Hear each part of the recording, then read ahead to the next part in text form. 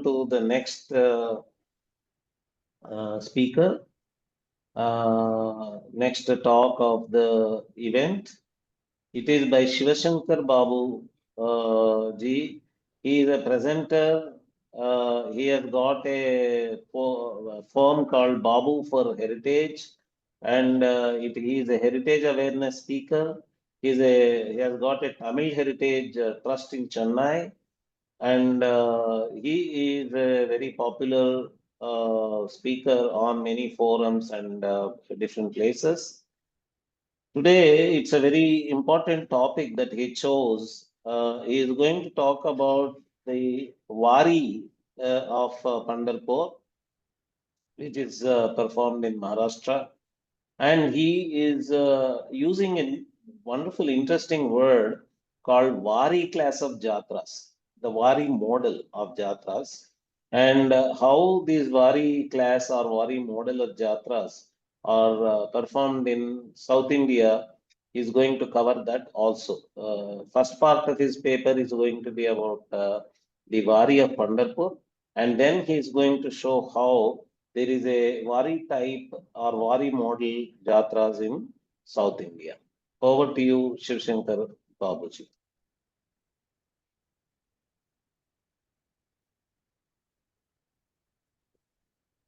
Namaskar, all of you,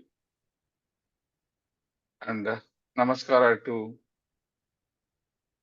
the participants. First of all, before I start my presentation, I thank INDICA team for giving me a very good opportunity to spread the heritage awareness about the interesting of Hinduism and how it spreads communal integration. Today we are going to talk about Wari class of Jatras. Let me share my video. So today the coverage is on Jatras. I am going to talk in particular about Wari class of Jatras in South India. Like Nagaraj sir said, Wari is a very specific Yatra and beautiful and a unique experience. I was blessed to talk about it last year in the group of BMCC in Digital Wari for the year 2004, where they talk about various aspects of Wari, and this gave me a fairly good insight into the model of Wari. And there I did two presentations, one on Puranic Waris and cult-based Waris last year. So this is a abridged version of the particular session, and with some more refinements and some more ideas which has come in the middle. So in terms of Wari, Pandharpur Wari is a very unique pilgrimage.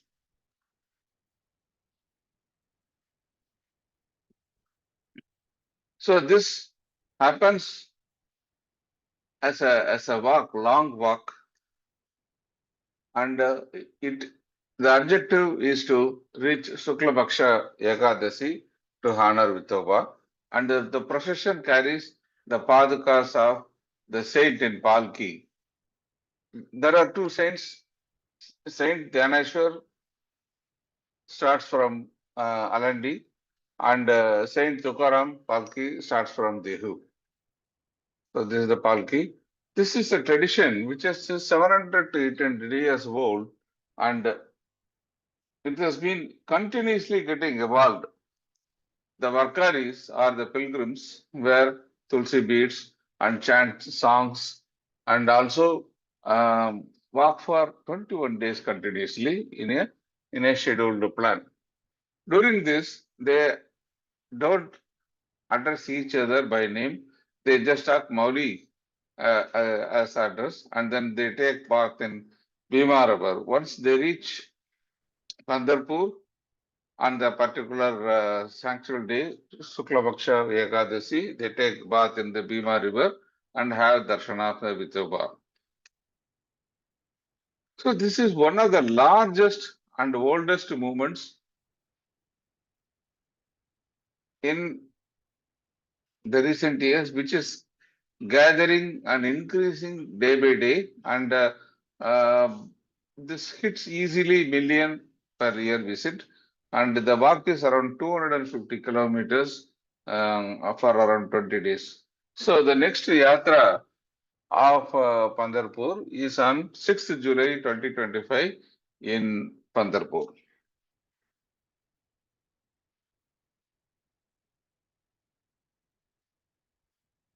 This started after sanctification of the Saint Vithoba, and it was started by the father of Saint Dnyaneshwar or Tukaram and Dnyaneshwar. They walked by foot for 15 days to reach Pandharpur. Again, Tukaram's son Narayana Maharaj started the palki padka procession in addition to the walk. Later on, around 1820, Baba introduced the horses, the dancers, and he structured it in a very proper way, using the Dindi organization to group warkaris, how they congregate in various places, and how they are enabled. All this stuff is happening in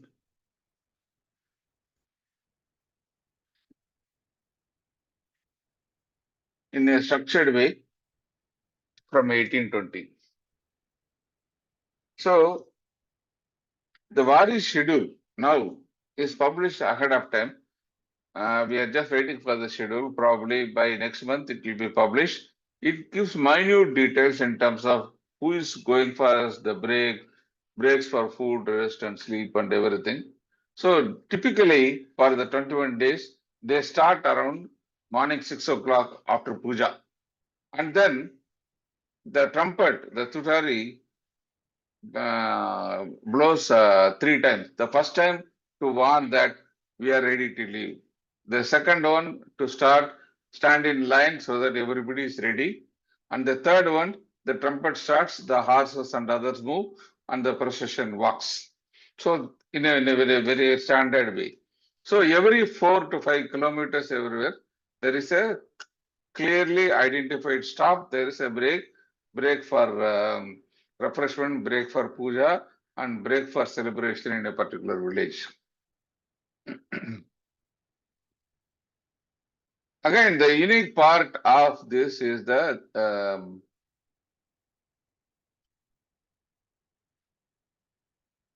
dindis. The dindis are the local groups are formed for a caste or a village or religious organization from a big town or for a particular temple. Pandharpur has a collection of regional temples, and for each temple there are separate deities. So warkaris, they assign they in a village. If it is a dindi for a village, they go with a particular village, and then they are grouped together. And these are registered with the overall society, and the dindis are assigned a sequence. So in the overall procession, there is a sequence of which dindi will come first, which dindi will come second. Again, within the dindi, there is the horse that walks with the flag and banner in the front, the drummers, and then the warkaris follows. And again, there are sweepers to ensure that that particular Dindi's group walks to the end. Then the next Dindi starts. So the entire thing is beautifully done, and each Dindi has got its own arrangement for food and shelter in all the stops and things, and it is a very excellent organization. So again, after reaching Pandharpur, in addition to visiting Vithoba, each Dindi may have a puja or celebration in some particular temple. So this is how the organization is happening.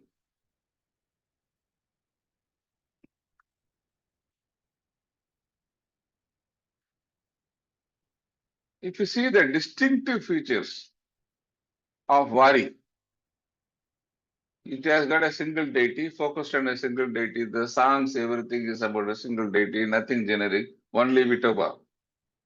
And it happens, the congregation ends on a particular day. Every day, Shukla Paksha Ekadashi, they plan to reach Pandharpur on a particular date. And then this is repeated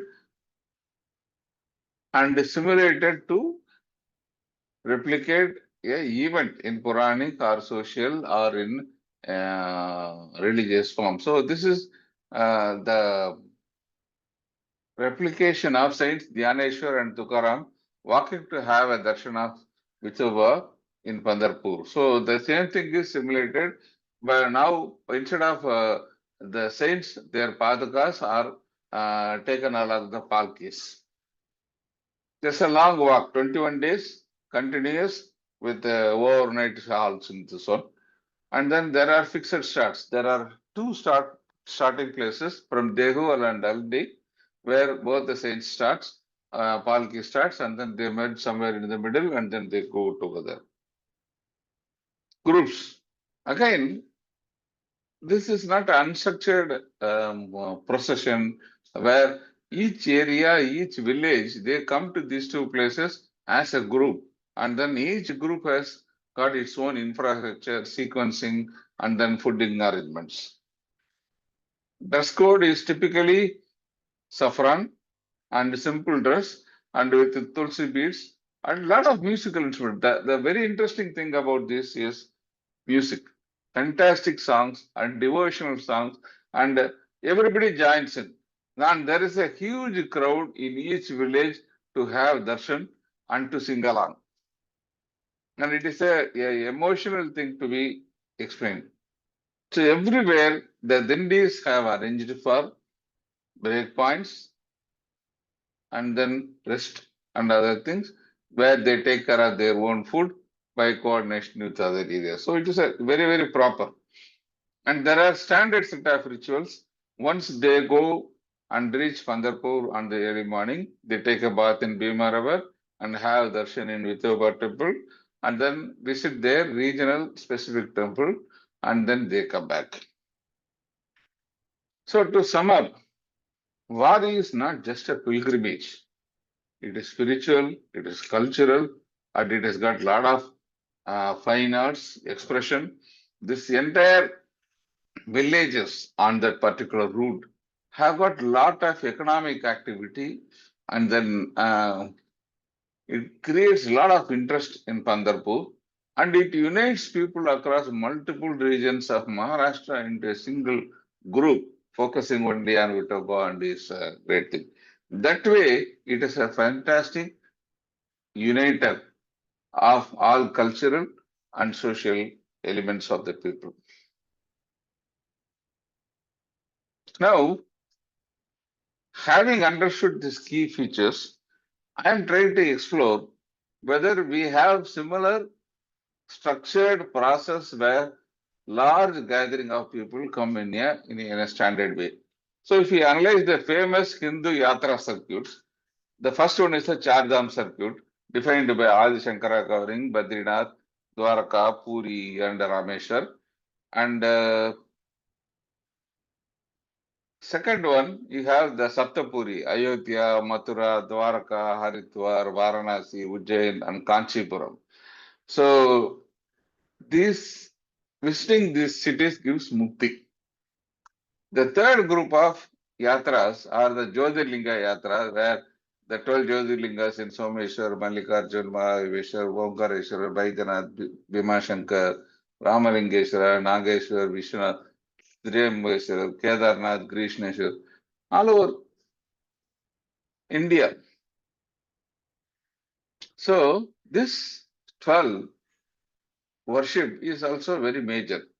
But if you analyze this, most of these yatras, whether it is Charjam or Sattapura or Jyotirlinga, is worshipped throughout the year with specific festivals that are particular to the one, and it is visited by pilgrims all over India, not by a particular segment or a particular group.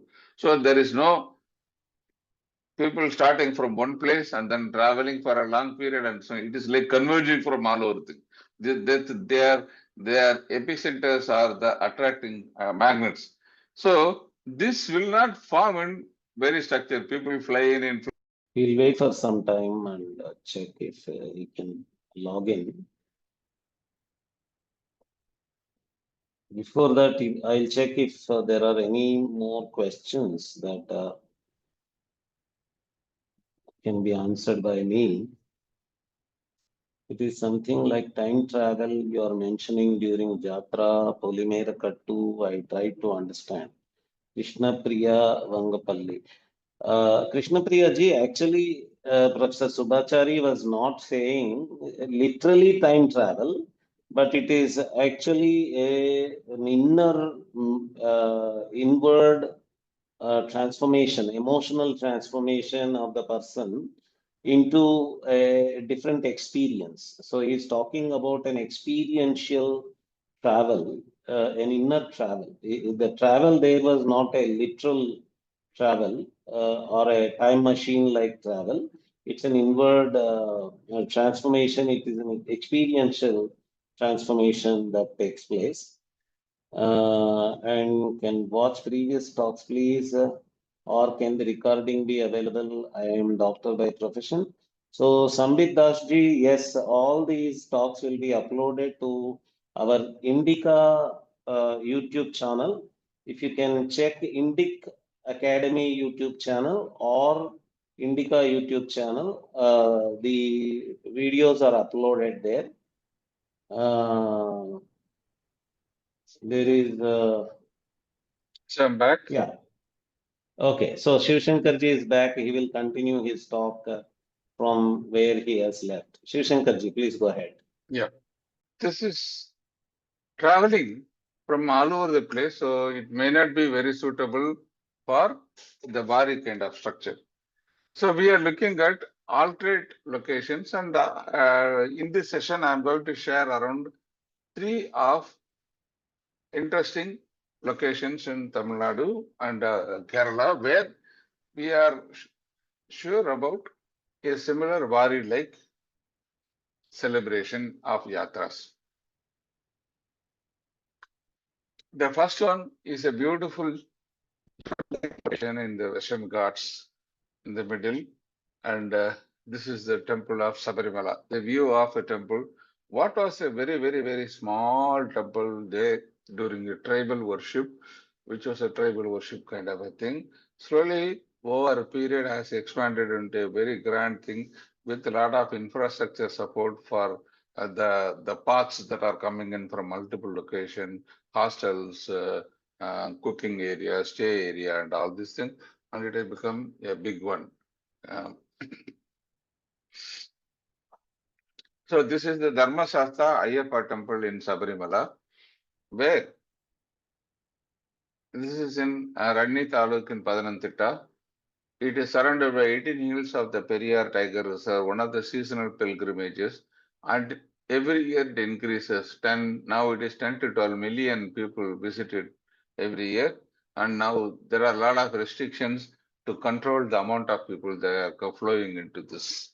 So this is celebrated on Magara Sankranti on 14th day, where maximum flow is happening.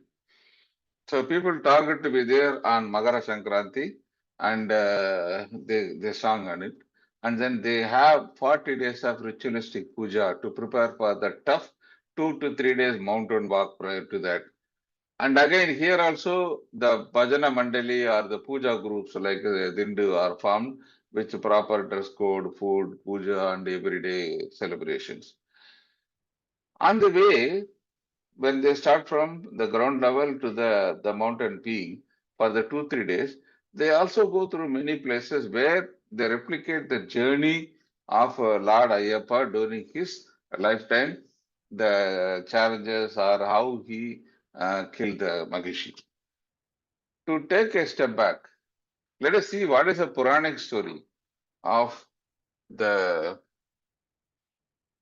Mahishayadrin. Hariharasudha destroys Magishi. When you see this, there is a confusion people between Mahisha and Mahishi. So Mahisha, the male one, was killed by Chamundi or the Shakti. And his sister Mahishi got the boon to be killed only by a son of Shiva and Vishnu. So the Mohini avatar of Vishnu and Shiva union to produce the Shasta or Ayyappa. This story is prevalent in multiple ways, variations. And here in this regional variation, this kid is brought up by Pandalam King Rajashekara as Manikantan because he was born with a bell in his neck as an ornament. So the queen, who also gets another son, asks for Manikantan to bring tiger's milk and then as an impossible task. So Manikantan goes to the forest and then encounters Mahishi there, kills, and then brings back with a collection of tigers. So the royalty understand him and built a temple for him. And later it was said that Parashurama shaped an ideal for worship. And finally, Manikandan goes to yoga inside the temple and then he vanishes. So he is said to be giving darshan as a Makara Jyoti from that hill on the other side on Makara Sankranti day. So every day for the day there is a huge crowd coming in to have darshan of Makara Jyoti. This is a temple which was a simple temple. Now there is so much queue that there has been a huge queue complex coming around this, and there is a ritual of climbing the 18 foot, and a lot of processes are there. Let us see how it fits into the Wari model. So the Wari model, what we have done, analyzed on this one is we have fixed some 9 parameters, which are very typical about Wari. So let us see how this nine parameters fit in this. In terms of deity, it is focusing on Ayyappa or Dharma Shastra, and the focus is on a fixed date, Magara Sankaranti. Then it also replicates the life of Ayyappa and his hunt and events till the crowning of his son. And there is a long walk. So people, even though people from all over the world or all over India accumulate, finally the key point is they aggregate in 3 points in the Ghats, and from there is a 2 to 3 days walk uphill. And then during the period, they enact a lot of active events from the Ayyappa's life. Again, there is no fixed, even though they come all over South India, but entry point is 3 standard points, which we are going to see later. Again, there is a group, it is called Ayyappa Bhajana Seva Mandal, many names in each area they call it a different, but the key point is a Guru Swami who has already been to Sabarimala once, and then he initiates the group by giving a Tulsi Mala to wear. So the first time go is called Kanni Sami or the Virgin devotee. Like that, there are senior Guru Swamis who have crossed 18 years of continuous visit. Dress code is the Tulsi bead given by Guru Swami, which needs to be pushed. And the Irumudi, the kit of puja things, which is packed in 2 sides, and Irumudi means 2 bags, and it will be taken on the 2-3 days passage, and they usually wear dark clothes, black, blue, or brown, and then they have a shoulder bag, jolna pai kind of thing, where they keep their bare essentials during the travel time. So that's a dress code. And then during the travel, even though the starting point is same, there is no fixed time. They can't handle this kind of 2 million nonsense. So the flow is continuous. But there are standard rest points available throughout the day for break. But what is critical is wherever they are walking and flow, they stop for 4 times in specified days, specified times. and then do puja to Ayyappa. They take bath and then puja to Ayyappa. And finally, once they reach the Sabarimala, they bath in the Pamba River and then offer the Irumudi to the god and then walk the 18 steps and then reach the sanctum and have darshan. And another situation is they don't directly come to home. They try to cover some ritual places on the way for the next 2-3 days. So Ayyappa season, almost all the temples in Tamil Nadu will be crowded with Ayyappa devotees. So to sum up, Ayyappa Yatra is not just a pilgrimage.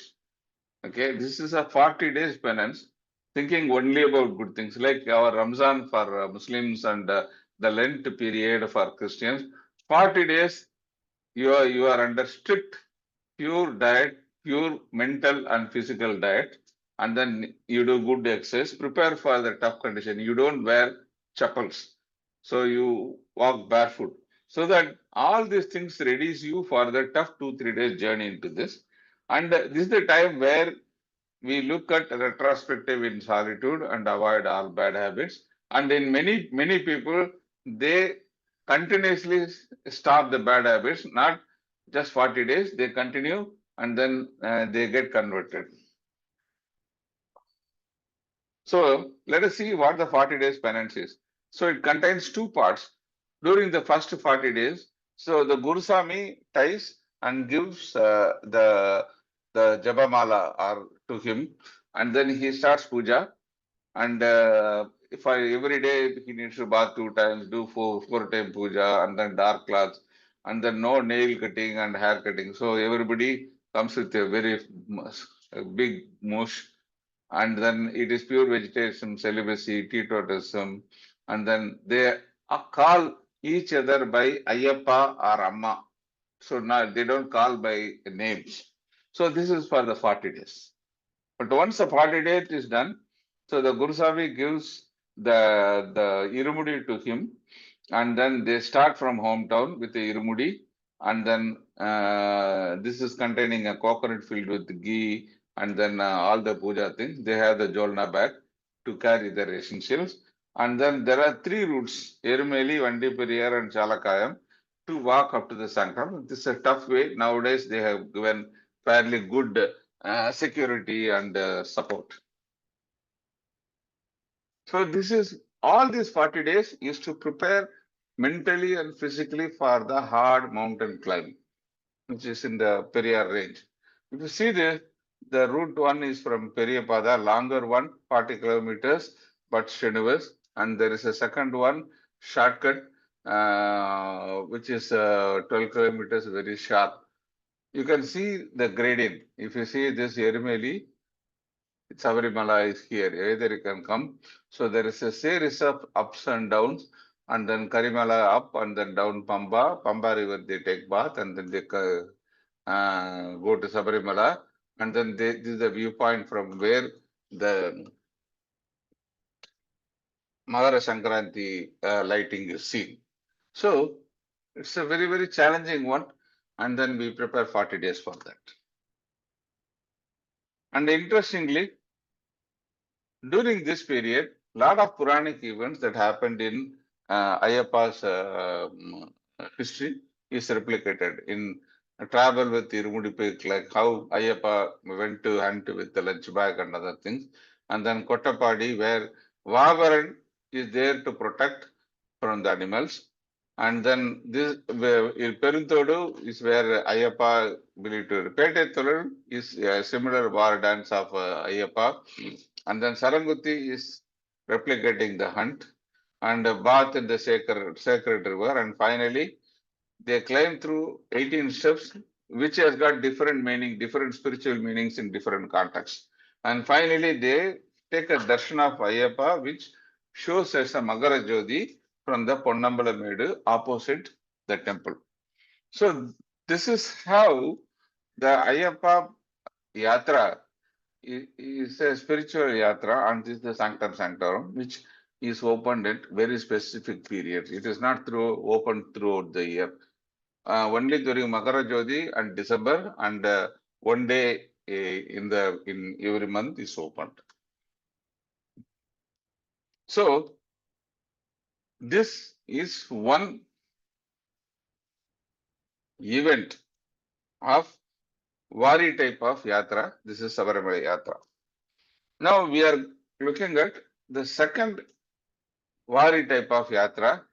This is happening deep in south in Kanyakumari.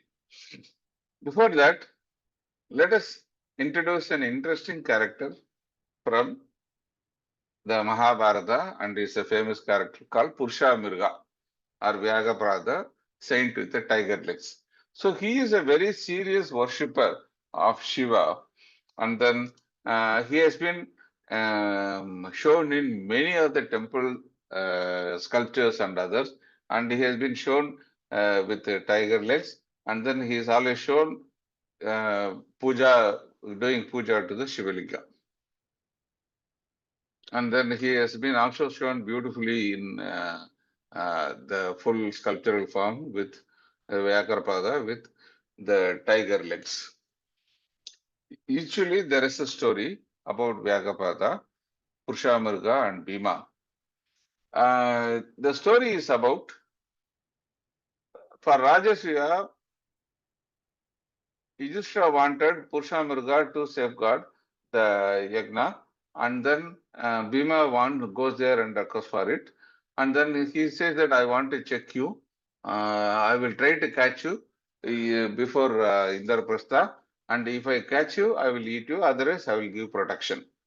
So he starts running, and then he quickly catches up. So Krishna gives Bhima an advice to drop Shivalingas periodically. So Bhima keeps on dropping Shivalingas, and then everywhere Purushamirga stops, does puja, and then again catches up. Finally, at the end of just reaching Indraprastha, Purushamirga catches the left leg, where Bhima's right leg is inside the boundary. So when this issue goes to Yudhishthira, he says that we again seem to have lost him because of bad connection. There is a question by Geeta Badikillaya, well articulated Babuji, since Pandharpur adjoins Karnataka, where Vithala was worshipped during the Vijayanagara period. Is there a similar Jatra on the Karnataka side too? There are Pandharpur related, Vithala related Jatras only in Karnataka also. Now we seem to have got Shivasankarji back again.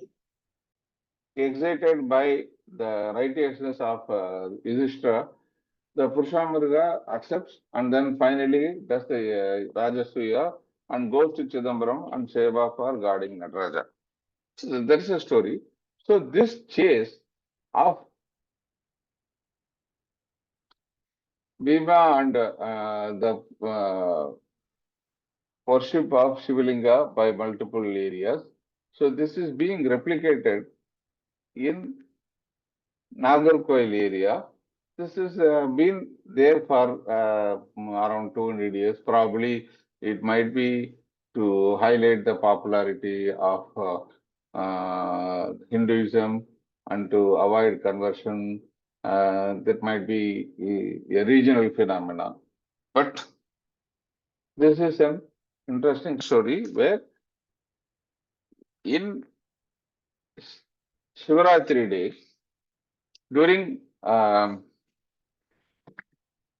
morning till midnight, people cover 12 Shivalayas and one Vishnu Alaya, Tirunakkalam, in a series of sequence where they cover around 85 to 100 kilometers in walk.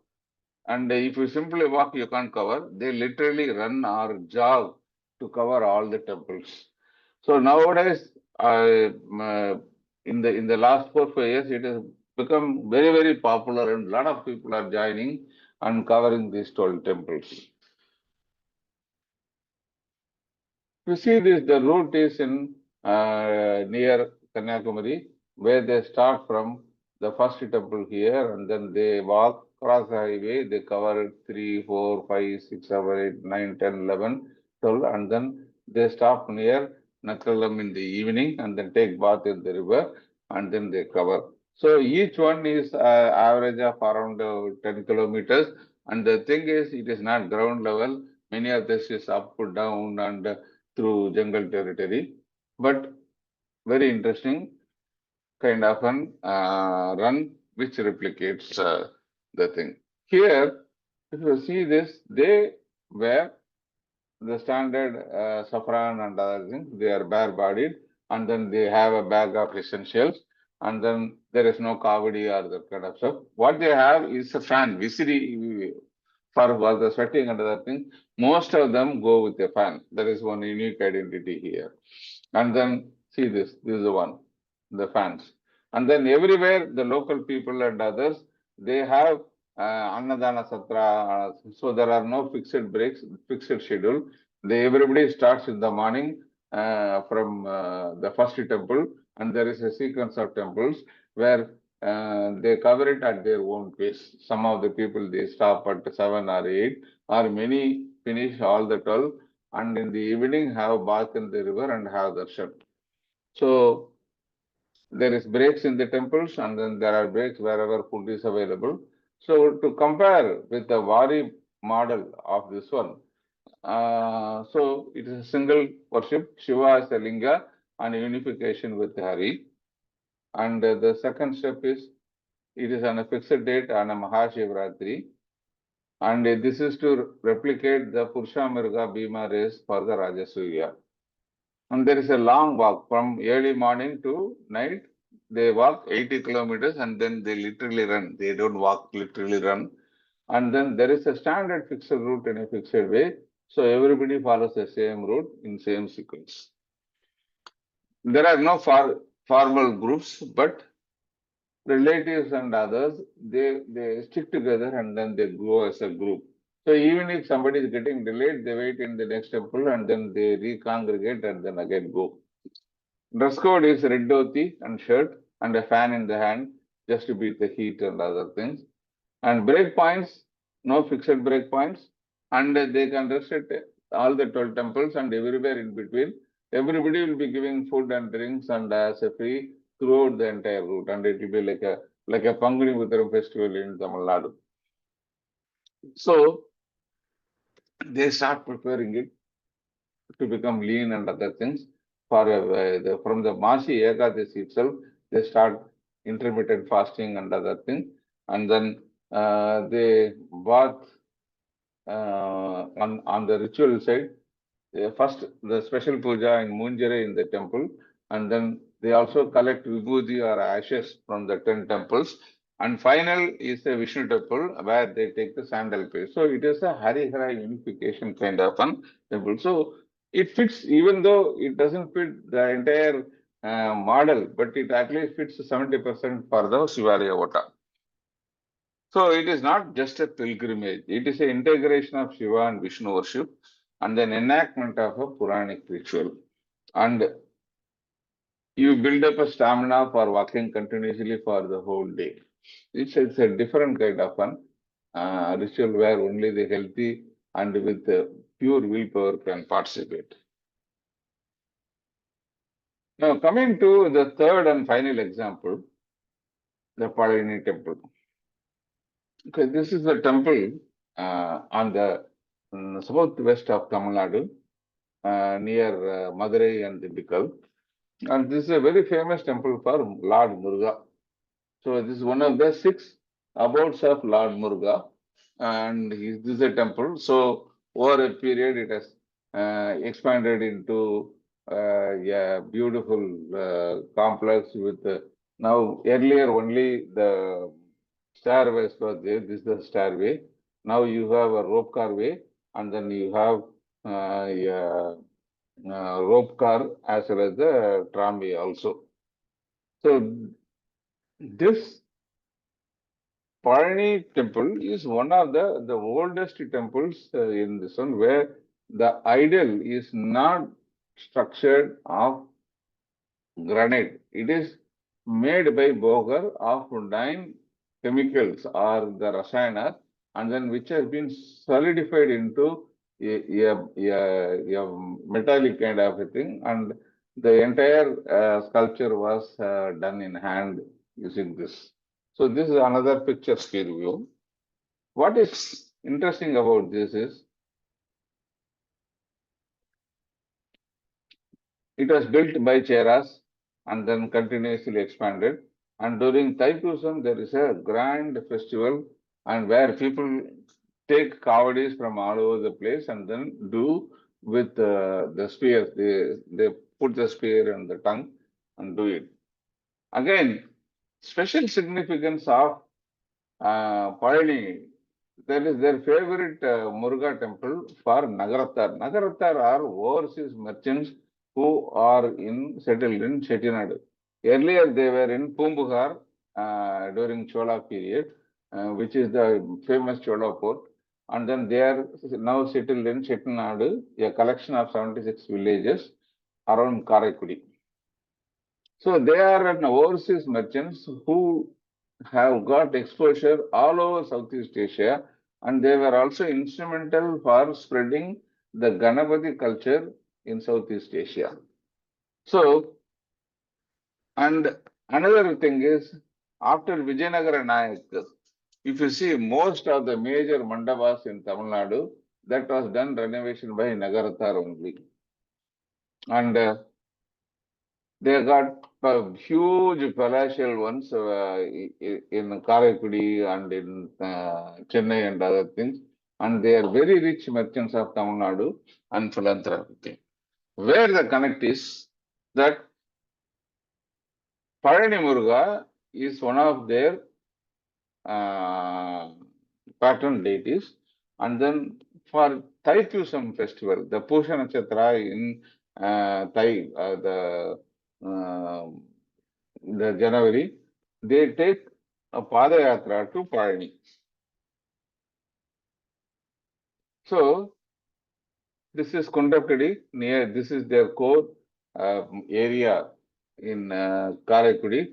They start their pilgrimage by walk and then they take 150 kilometers and then reach Palani here.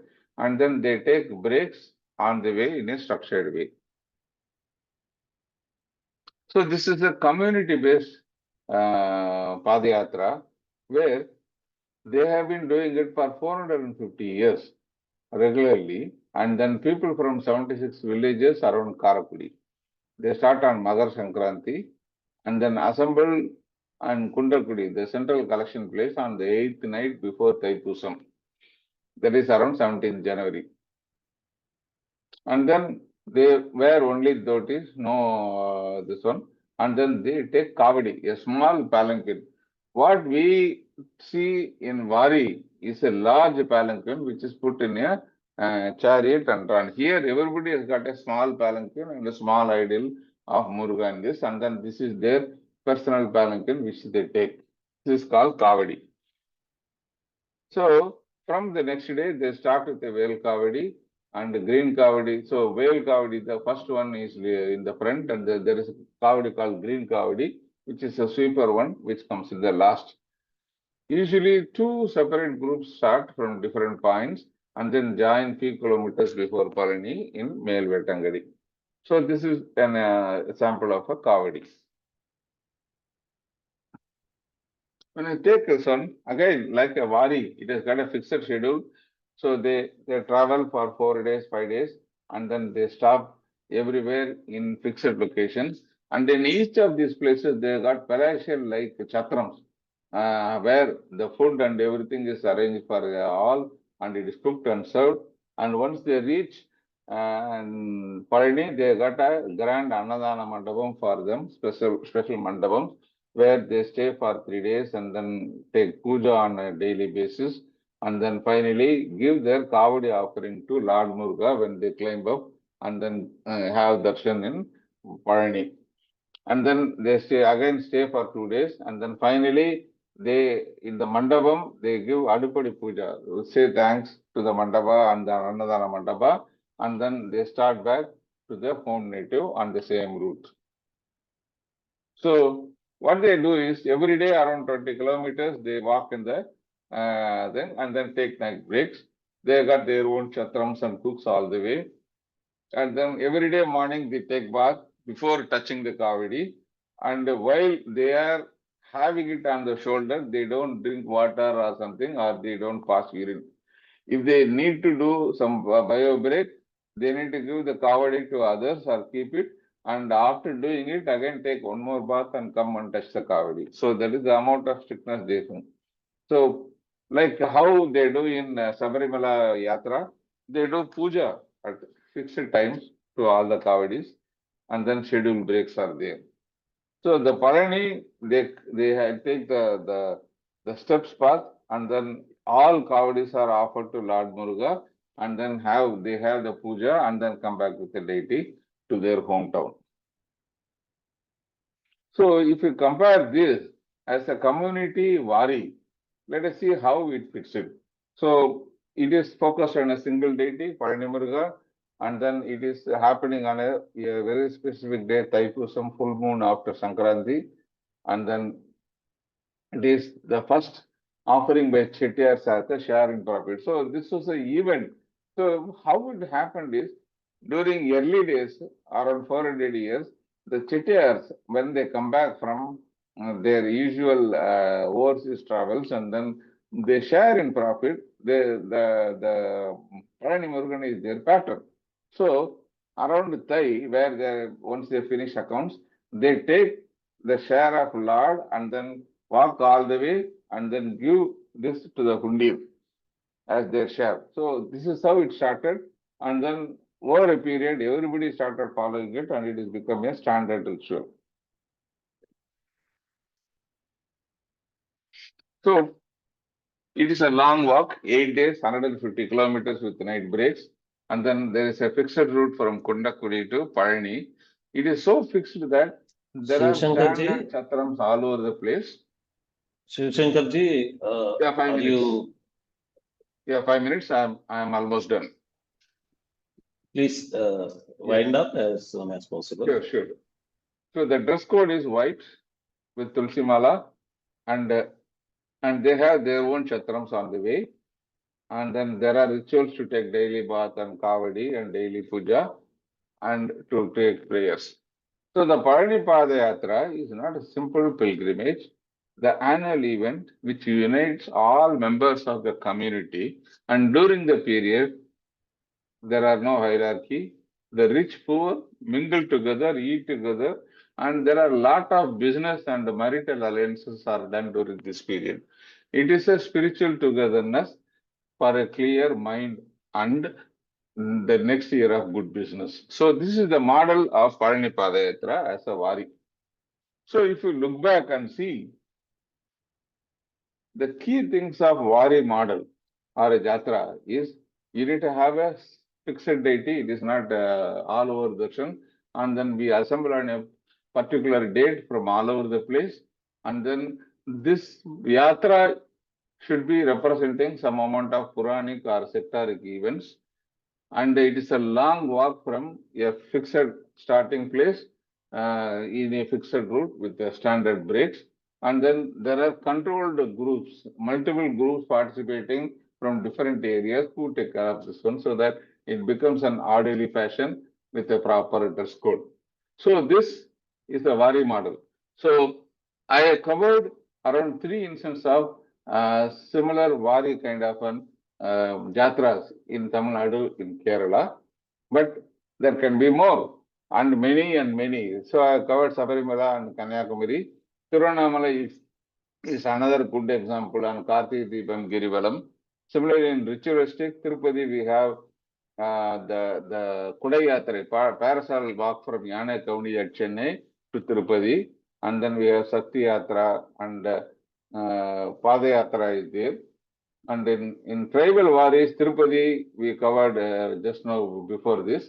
And in like our Gangama Yatra in Tirupati, there is a similar Yatra in Kulasegarapatnam during Vijayadashami, where people don different gods representation, and it is a very colorful Yatra. People come all the way from different districts to witness this. So the Waris can be a very good structured yatras which is available and which reflects the diversity of India, the amount of varied culture and the way we handle our festivals with a large volume without any chaos, without any confusion. And the ultimate is the Maha Kumbh Mela we recently concluded. That is an ultimate pilgrimage of the world. Nowhere else they handled any festivals of that size.